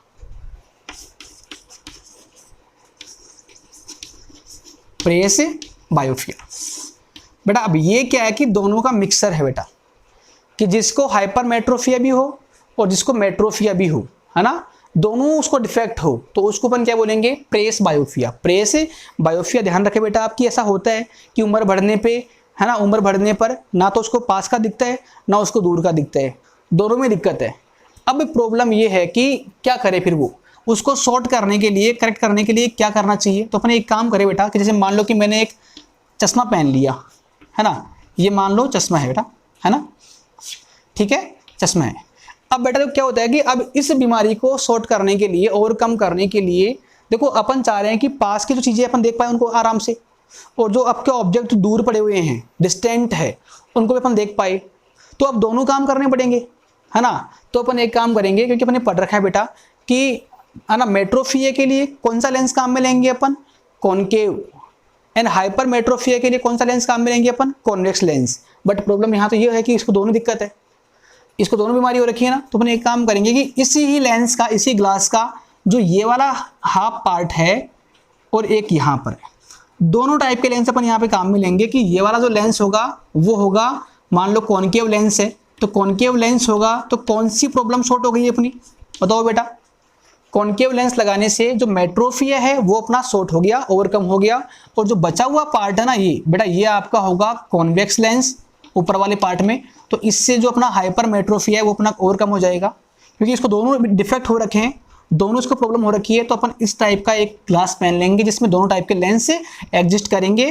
तो इसीलिए वो एडजस्ट करके, अपने स्पेक्स को एडजस्ट करके इजीली चीज़ों को देख पाएगा, ऐसा कुछ तो है ना। क्योंकि यदि आपका डिफेक्ट एक ही होता तो एक ही लेंस आपका काफ़ी था, बट यहाँ डिफेक्ट जो दोनों टाइप के हैं, तो दोनों चीज़ों को ओवरकम करने के लिए दो लेंस चाहिए अपने को डिफरेंट टाइप के। तो इसी ग्लास का या इसी लेंस को अपन ऐसा डिजाइन करेंगे कि इसका जो नीचे वाला पार्ट ना, जो नीचे वाला पोर्शन है वो as a concave lens behave कर रहा है और जो ऊपर वाला पार्ट है वो as a convex lens behave कर रहा है, तो वो अपना जो प्रॉब्लम वो सॉर्ट आउट हो जाएगा इसके अंदर, है ना। तो ये आप ध्यान रखो, these are all the defects of human eyes, myopia, hypermetropia and presbyopia, है ना। इन सब में क्या किया अपन ने, ये आप ध्यान रखें। आगे अपन बात करेंगे बेटा, देखो इस चैप्टर में यहाँ तक की जो कहानी थी ना, वो थी ऑल अबाउट ह्यूमन आईज, कि उसका जो स्ट्रक्चर है वो क्या होता है और उसमें जो डिफेक्ट्स है वो कौन कौन से हो सकते हैं, है ना।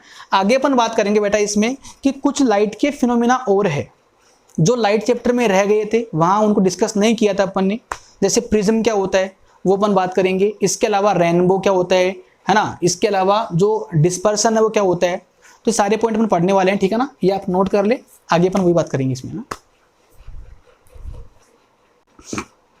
ठीक है बेटा। तो देखो आगे अपन बात कर रहे हैं about refraction of light through prism. अच्छा बेटा, ये जो रिफ्रैक्शन जो अपन ने पहले पढ़ रखा है लाइट चैप्टर के अंदर, बट आप ध्यान रखो कि वहाँ जो अपन ने पढ़ रखा है रिफ्रैक्शन वो था थ्रू लेंसेज, है ना, कॉन्वेक्स लेंस या कॉन्केव लेंस से। अब आज अपन बात कर रहे हैं डिफरेंट डिवाइस से, दैट इज प्रिज्म। तो पहले अपन बात करते हैं कि what is the meaning of prism. तो बड़ा ध्यान रखो, तो प्रिज्म है ना, उसका जो शेप है वो इस टाइप का कुछ होगा। मान लो कि अपन एक काम करिए कि यहाँ पे अपन ने ये एक ट्राइंगल फॉर्म कर लिया और एक ट्राइंगल अपन ने यहाँ पर फॉर्म कर लिया, ये लो, है ना, ये लो बेटा। अब यदि इनको मैं मिला दूँ यहाँ पर, एक मिनट बेटा, नहीं बना, एक मिनट, सॉरी 1 सेकेंड, कि मान लो कि एक लेंस अपन ने यहाँ बना दिया और एक लेंस मान लो अपन ने यहाँ बना लिया। अब यदि मैं इनको मिलाऊँ ऐसे, अभी भी नहीं बन रहा है तो यार, जस्ट अ सेकेंड, कि प्रिज्म बनाने के लिए अपन क्या काम में लेंगे, 1 मिनट बेटा। ऑलराइट, तो देखो ये जो अपना स्ट्रक्चर है वो प्रिज्म के लिए बनाया मैंने यहाँ पे ना। देखो यहाँ पर कैसे बनाएंगे इसको अपन, कि एक ट्राइंगल आप यहाँ फॉर्म कर लीजिए और एक ट्राइंगल आप इसके बगल में यहाँ फॉर्म कर लीजिए, है ना, कुछ यहाँ दूर से ना, यहाँ पर ऐसा कुछ। और अब एक काम करो कि इसको आप यहाँ से मिला दो, इसको यहाँ से और इसको यहाँ से। तो जो आपको शेप दिख रहा है ना एक, है ना, इसका नाम क्या होता है, प्रिज्म बेटा। ये ग्लास का बना हुआ रहता है प्रिज्म, देखा होगा आपने लैब में या स्कूल के अंदर, ठीक है ना। तो इसको अपन बोलते हैं प्रिज्म। अच्छा, आप और ध्यान दो इसमें कि इस प्रिज्म के अंदर जो है ना, वो दो तो जो है ना, एक तो ये वाला सरफेस, ये वाला, और एक इसके पीछे दो सरफेस जो होंगे ना, these are will be triangular. और इसके अलावा 3 सरफेस जो होंगे ना, 3 फेस जो होंगे, एक बॉटम वाला फेस हो गया, एक ये वाला फेस हो गया, एक ये वाला फेस हो गया, दीज विल बी रेक्टेंगुलर। तो यहाँ ध्यान रखो आपकी इसमें दो तो जो बेस है, जो फेस जो है वो ट्राइंगुलर होंगे और 2 इसमें कैसे होंगे बेटा, 3 इसमें कैसे होंगे, रेक्टेंगुलर होंगे इसके अंदर। तो इस वाले सिस्टम को क्या बोलेंगे, इसका नाम क्या होगा, प्रिज्म नाम इसका होगा। अब बात कर रहे हैं कि प्रिज्म की हेल्प से, हालांकि आगे इस पूरे चैप्टर के अंदर प्रिज्म ड्रॉ करने के लिए मैं ओनली ये डायग्राम काम में लूंगा, इजी डायग्राम। बट ध्यान रखियो कि ये जो प्रिज्म है वो एक ऐसा नहीं होता है, वो ऐसा ही होता है, बट मैं इस वाले फ्रंट फेस को यहाँ पर ड्रॉ कर दूंगा और पूरी कहानी इसको समझ लूंगा कन्वीनियंटली ना, तो ध्यान रखो इसको आप। ऑलराइट, देखो आगे अपन बात कर रहे हैं इसमें एक डिफरेंट कॉन्सेप्ट के बारे में, that is atmospheric refraction. And इसके अलावा अपन आगे बात करेंगे इसमें स्कैटरिंग ऑफ लाइट के बारे में, स्कैटरिंग ऑफ लाइट के बारे में। तो अपने इस चैप्टर में 2 टॉपिक बाकी रह गए, स्कैटरिंग ऑफ लाइट, ठीक है ना, scattering of light. And in दोनों को पढ़ने के बाद में आपको रियलाइज होगा कि क्यों इस चैप्टर का नाम ये है, कलरफुल वर्ल्ड नाम इसका क्यों रखा हुआ है, ठीक है ना। तो पहले अपन बात करेंगे यहाँ पे अबाउट एटमॉस्फेरिक रिफ्रैक्शन। वैसे नाम से मालूम पड़ रहा है कि रिफ्रैक्शन का होना किसकी वजह से, बिकॉज ऑफ एटमॉस्फियर। अब जो भी आपके अर्थ के अराउंड, अपने अर्थ के अराउंड जो एटमॉस्फियर है, जो गैसेस का जो है ना लेयर्स है, इसको अपन क्या बोलते हैं, एटमॉस्फियर बोलते हैं। अब इसके होने की वजह से भी कुछ फिनोमिनास या कुछ ऑब्जर्वेशन अपन ऑब्जर्व डेली करते हैं अपन, है ना। तो वो अपन बात करेंगे इनमें कि कौन कौन सी फिनोमिना है जो इस वाले डेफिनेशन से एसोसिएटेड है, ठीक है ना। जैसे आपने सुना होगा कि स्टार्स का ट्विंकल करना, टिमटिमाना, है ना। इसके अलावा advance sunrise and delay sunset, कि आपने सुना होगा कि जो सनराइज जो है वो जो आपको दिखता है उस टाइम पर नहीं होता है, वो उससे कुछ पहले ही हो जाता है ना। तो यहाँ पे अपन बातें करेंगे कुछ फिनोमिनास के बारे में जो इससे एसोसिएटेड रहेंगे। लेकिन पहले अपन बात करते हैं कि इसका मीनिंग क्या हुआ, है ना। तो पहले इसमें लिखो आप, refraction of light, refraction of sunlight, it is more better, refraction of sunlight, है ना, कॉज्ड बाई एटमोस्फियर, या और बेटर रहेगा मैं ये बोलूं बिकॉज ऑफ डिफरेंट डेंसिटी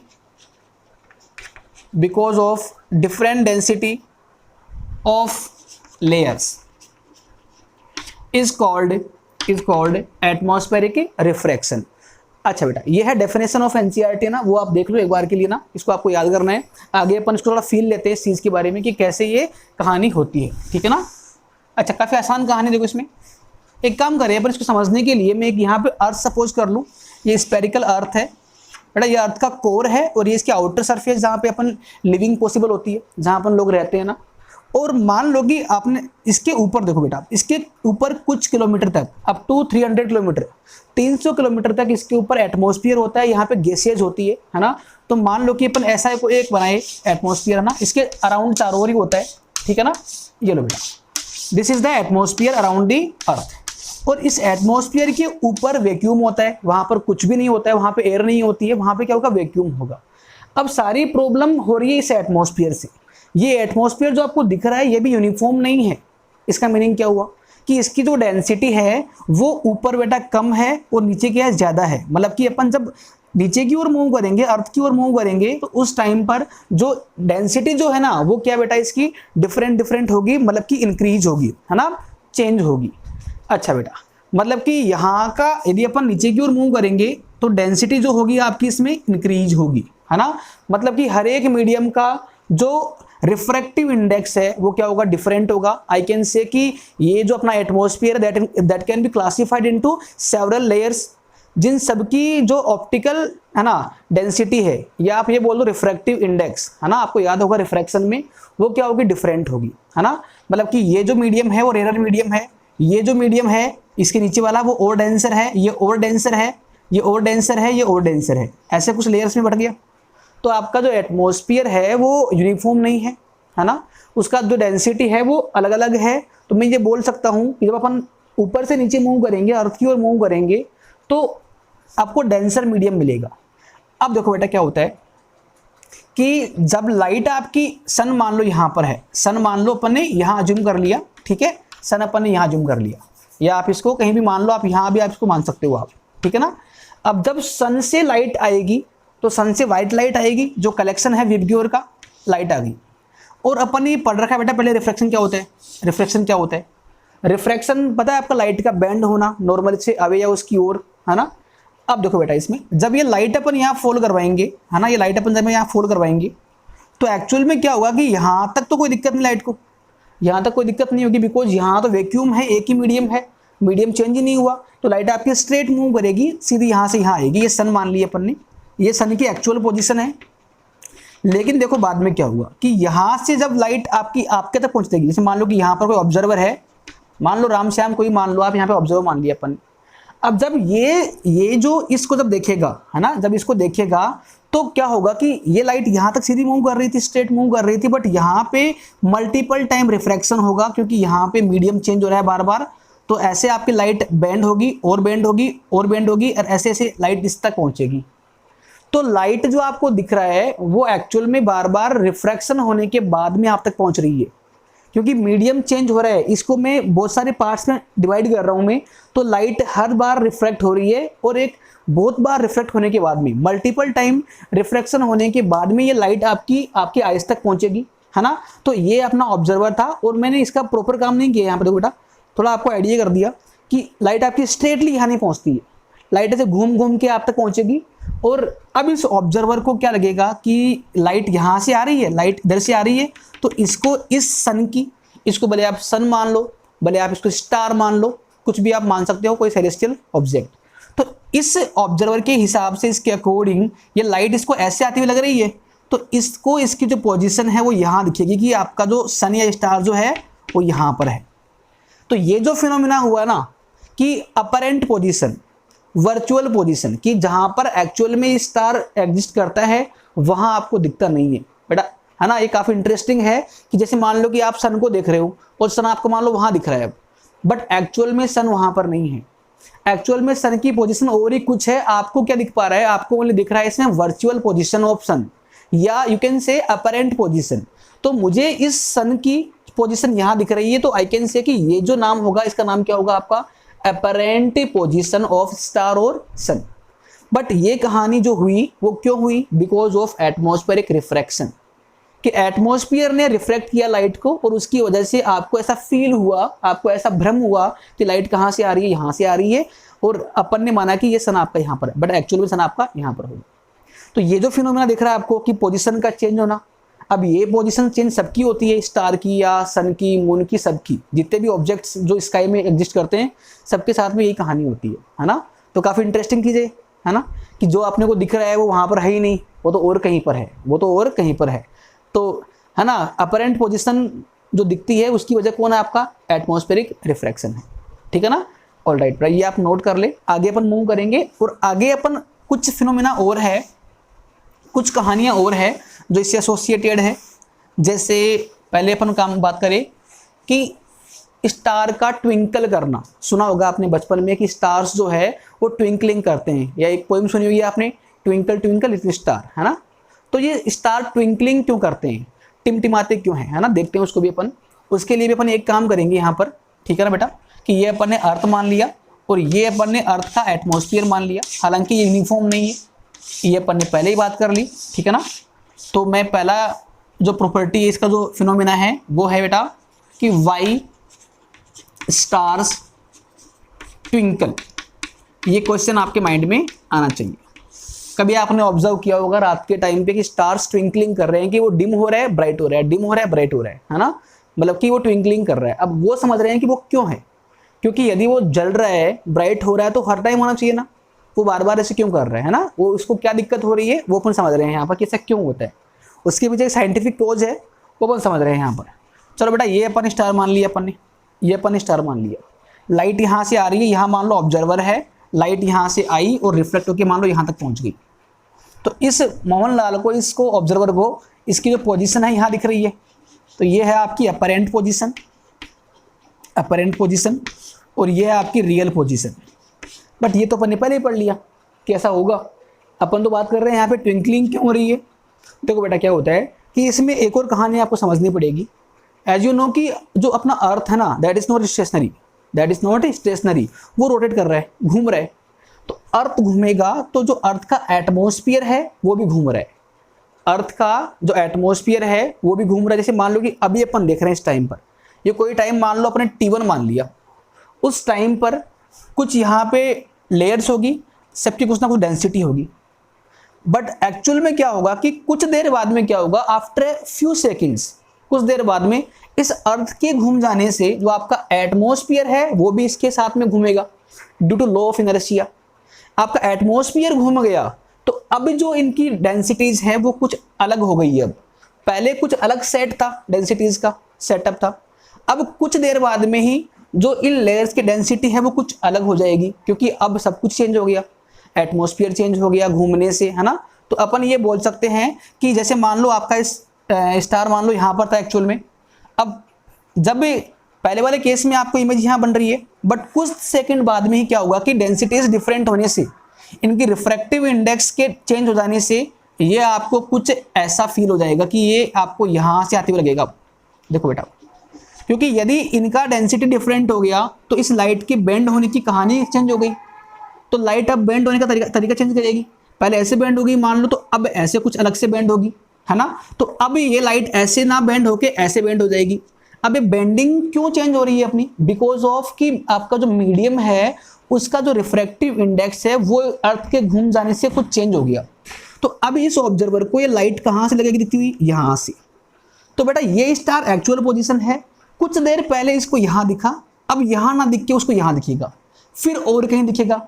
तो बार बार क्या हो रहा है कि यहाँ था, अब यहाँ, अब यहाँ। तो आप समझ पा रहे हो आप कि इसकी, है ना, ट्विंकलिंग स्टार्ट हो गई अब, कि पहले यहाँ है, अब यहाँ नहीं, अब यहाँ है, अब यहाँ नहीं, अब यहाँ पर आएगा, लो ट्विंकलिंग कर रहा है ना, कि यहाँ पर पहले था अब नहीं है। तो इसी कहानी का नाम क्या होता है, ट्विंकलिंग होता है।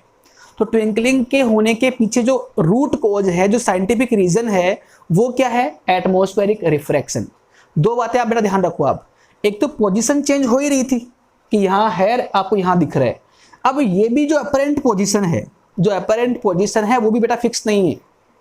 जो अपरेंट पोजीशन है वो भी बार बार टाइम के रेस्पेक्ट में चेंज हो रही है। और ऐसा क्यों हो रहा है?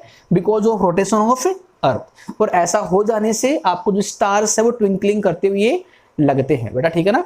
तो इसमें आप लिख सकते हो ऐसा कि apparent position of stars is also changes because of earth's rotation plus atmospheric refraction. दोनों बातें यहां पे काम में आएगी, atmospheric refraction, hence star appears as twinkling. तो ट्विंकलिंग का मतलब ये है कि एक बार यहाँ एक बार यहाँ, मतलब कि अब यहाँ नहीं है तो अब यहाँ अंधेरा हो गया, यहाँ ब्राइट हो गया, अब यहाँ अंधेरा यहाँ ब्राइट हो गया। तो अपने को क्या लग रहा है कि ये ऑन ऑफ हो रहा है। ऐसी कुछ कहानी यहाँ पर हो जाएगी, नोट कर लो इसको आप। तो पहला जो फिनोमिना था that was like this why stars twinkle, उसके पीछे की रीजन कहानी यही थी ना।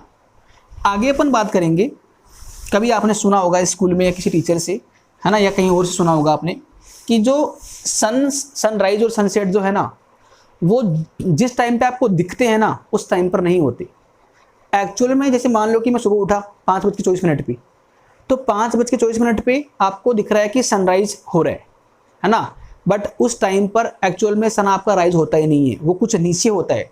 बट 2 मिनट पहले ही आपको दिख जाता है कि ये सनराइज हो गया। ऐसे ही शाम को जब सनसेट होता है ना, तो सनसेट होने के बाद में आपको दिखता है कि सनसेट हो। जैसे मान लो सनसेट मान लो अभी हो गया, एक्चुअली मान लो अभी हो गया, बट आपको कब फील होगा? 2 मिनट बाद में कि हाँ अब हुआ है। मेरी बात सही है क्या? इसीलिए अपन बोलते हैं बी पार्ट। देखो आप बी पार्ट को मैं यहाँ लिखूँ कि वाई, या आप सिंपल लिखो एडवांस सनराइज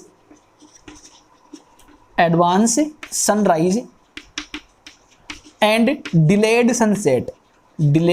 सनसेट, है ना बेटा। मतलब कि ये पूरी कहानी भ्रम है, मतलब कि ये इल्यूजन है कि जैसे मान लो कि आपको सनराइज दिखा सुबह उठते ही, बट एक्चुअल में सनराइज उस टाइम पे हुआ ही नहीं था। सनराइज तो कुछ देर बाद में होगा। अब कितनी देर बाद में होगा? तो उसका आंसर रहेगा 2 मिनट बाद में। और शाम को सनसेट हुआ, है ना, तो आपको लगा सनसेट हो गया, बट बेसिकली सनसेट तो 2 मिनट पहले हो चुका था। आपको लेट दिख रहा है आपको सनसेट होता हुआ, सनसेट तो पहले ही हो चुका था, सूर्यास्त तो पहले ही हो चुका था, आपको बाद में दिखा है। तो ये काम पहले होता है सनराइज, है ना, पहले आपको फील होता है और ये आपको बाद में फील होता है, आपको डिलेड। और ये ऐसा क्यों है? अब क्वेश्चन है ऐसा क्यों, उसके पीछे भी रीजन क्या होगा? Atmospheric refraction. तो कैसे बेटा? जैसे मान लो कि ये अपन ने अर्थ मान लिया, ठीक है ना, और ये अपन ने मान लिया एटमॉस्फेयर अर्थ का, चारों ओर ही होगा अर्थ का एटमॉस्फेयर। और यहाँ पर मान लो कोई ऑब्जर्वर है जो जिसने इन चीज़ों को ऑब्जर्व किया, ठीक है बेटा। और एक और लाइन मैं ड्रॉ करूंगा, इसको बोलता हूं मैं हॉरिजॉन या हॉरिजॉन्टल लाइन, है ना। हॉरिजॉन्टल मतलब कि क्षैतिज सीधी हॉरिजॉन्टल, या आप ये बोल दो कि ऐसा लाइन जहां पे अर्थ और स्काई मिलते हैं उसको अपन क्या बोलते हैं? हॉरिजॉन। तो ये हॉरिजॉन है। अब देखो बेटा, आज आप यहाँ पर ये भी सीखना कि सनराइज का मतलब क्या है। देखो बेटा, इस लाइन के जब सन नीचे की ओर रहेगा, सन मान लो यहाँ पर है, तो ये सन आपको दिखेगा ही नहीं इस टाइम पर। इस ऑब्जर्वर को ये सन अभी दिखेगा नहीं, हालांकि यही सन इसको दिख रहा होगा, इसीलिए बाकी कंट्रीज में यहाँ पे सनराइज हो रहा होगा। बट इसकी बात करूँ मैं इसके रेस्पेक्ट में, तो अभी इसके हिसाब से सनराइज तो हुआ ही नहीं है। यदि ये सन ये सन मान रखा है अपन यहाँ पे, यदि ये सन हॉरिजॉन के नीचे है, ये हॉरिजॉन के नीचे है, तो तब तक सनराइज नहीं मानेंगे अपन। और यदि ये इसके ऊपर आ गया तो हाँ, अब बोल देंगे कि यहाँ सनराइज हो गया। मान लो कि यहाँ से यहाँ आ गया तो ये है सनराइज। और शाम को जब सनसेट होगा ना, तो वापस से सन नीचे जाएगा, तो सनराइज में सन हॉरिजॉन के नीचे से ऊपर आएगा और सनसेट में सन ऊपर से नीचे मूव करेगा। अब देखो बेटा कि अपन, आपका जो मेन क्वेश्चन था उस पर अपन चर्चा करते हैं, उस पर अपन बात करते हैं कि ऐसा क्यों हो रहा है। जैसे मान लो कि यहाँ पर है सन अभी, तो अभी बताओ कि बेटा अभी क्या हो रखा है? सनराइज हो गया क्या? अभी सनराइज नहीं हुआ है, बट सनराइज नहीं हुआ है फिर भी आपको सनराइज दिख रहा है इस टाइम पर। जैसे मान लो कि टाइम बताऊँ मैं आपको 5:24, और इस टाइम पे एक्चुअल में सन यहाँ पर है, तो एक्चुअल में सनराइज तो नहीं हुआ, बट इसी टाइम पे इस ऑब्जर्वर को ये लगेगा कि सनराइज तो हो चुका है। देखो कैसे, ऐसा इसलिए होगा बेटा कि ये लाइट ऐसे आएगी, पहले वैक्यूम में मूव करेगी, वैक्यूम में कोई रिफ्रैक्शन नहीं होगा क्योंकि मीडियम चेंज नहीं हुआ, फिर यहाँ पे रिफ्रैक्शन होगा और लाइट आपकी ऐसे नहीं मूव करेगी, लाइट आपकी ऐसे मूव करेगी, ऐसे मूव करेगी।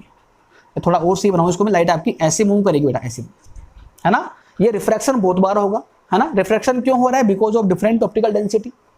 तो इसको जो है ना इस ऑब्जर्वर को लाइट दिख रही है ऐसे आती हुई, लाइट का बेंड होना, रिफ्रैक्शन क्यों हुआ? Because of atmosphere. अब यदि मैं इसको पीछे की ओर एक्स्ट्रापोलेट करूंगा ना, एक्स्ट्रापोल करूंगा पीछे की ओर, तो इसके हिसाब से लाइट कहां से आ रही है? लाइट यहां से आ रही है। इसको भ्रम हो गया, इस ऑब्जर्वर को इल्यूजन हो गया, भ्रम हो गया कि यार लाइट यहां से आ रही है, और इसको ये सन पहले ही दिख गया। एक्चुअल में सनराइज होने से पहले ही सन देख लिया इसने, इसीलिए इसका नाम क्या होगा आपका? Advance sunrise. और ये जो गैप है ना बेसिकली 2 मिनट का होता है। कितना होता है बेटा? 2 मिनट का गैप होता है कि 2 मिनट पहले ही आपको सनराइज देखने को मिल जाता है ना। जो सूर्यास्त है ना वो 2 मिनट पहले ही हो जाता है। ये भी एक फिनोमेना अच्छा है। ऐसा इसलिए हुआ कि लाइट ऐसे आई थी स्ट्रेटली क्योंकि यहाँ वैक्यूम था, बट इस मीडियम में आते ही लाइट बेंड होते होते होते ऐसे, है ना, जैसे मान लो कि थोड़ा सही बनाऊँ इसको मैं, ऐसे ऐसे ना, ऐसे घूम गई लाइट, यहाँ ऐसे घूमेगी और तो इसको ये लाइट यहाँ से आती दिख रही है। ये है सनराइज की कहानी। अब बात करें कि सनसेट क्यों होता है बेटा, कि सनसेट में डिले क्यों होता है। देखो सनसेट में क्या होता है, सनसेट में क्या होगा कि मान लो कि सन यहाँ पहुँच चुका है, एक्चुअल में सन यहाँ पहुँच चुका है शाम को, मान लो, देखो सेम कहानी, इसको समझाने की जरूरत नहीं पड़ेगी आपको। सन मान लो यहाँ पहुँच चुका है, तो एक्चुअली रियली में क्या हो गया कि आपका सनसेट हो चुका है, बट फिर वही कहानी कि ये लाइट ऐसे गई, ऐसे मूव करके यहाँ दिख रहा है इसको, मतलब कि ये क्या बोलेगा अभी ऑब्जर्वर कि नहीं अभी सनसेट नहीं हुआ, अभी तो सन ऊपर ही है हॉरिजॉन के, जबकि सनसेट तो हो चुका है, सनसेट तो हो चुका है। तो ये और नीचे जाएगा ना, तो ये और नीचे आएगा, तब जाके कुछ देर बाद में उसको लगेगा कि हाँ, जब इसकी अपरेंट पोजीशन भी हॉरिजॉन के नीचे आ जाएगी ना, सुनना बेटा आप लाइन, कि जब इसकी अपरेंट पोजीशन ये है अभी, तो जब ये अपरेंट पोजीशन भी हॉरिजॉन के नीचे आएगी ना, तब वो मानेगा कि हाँ सनसेट हो गया, बट अभी तो ऊपर है।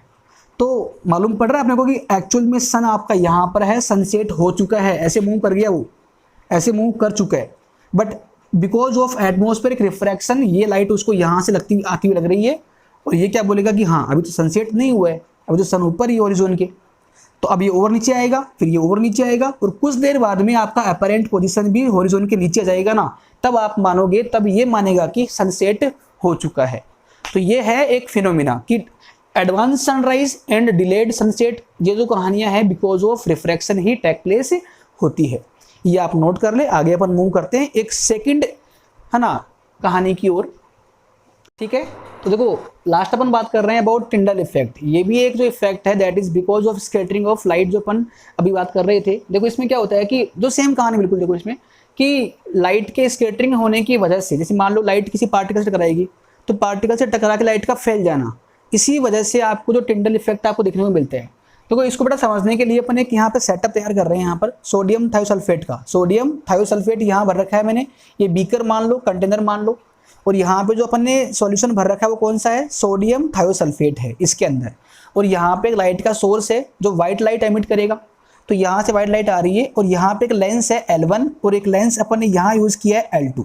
दोनों जो लेंस है ना, दीज आर कन्वर्जिंग लेंस, है ना। तो अपन एक काम करेंगे कि ये लाइट बीम ऐसा आया और लेंस पे गिरने के बाद में ऐसे पैरेलल हो गया।